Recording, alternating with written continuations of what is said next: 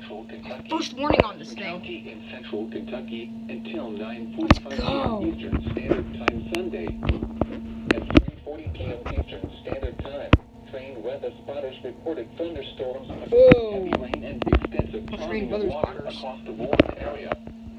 Between 2 and 3 inches of rain have fallen.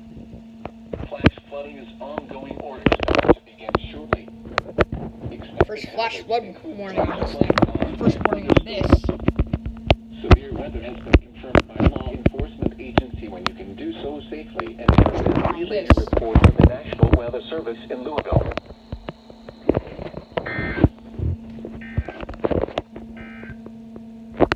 The National Weather Amazing. Louisville. Oh, here, I'm gonna go try catch it. Come on. Okay.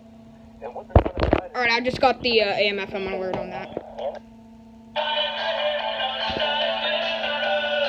County in East Central So, Kentucky, I got 2 alerts. Kentucky, Morgan County in southeastern Kentucky, I don't care, I saw the alert! Kentucky until 11 p.m. Eastern Standard Time Sunday.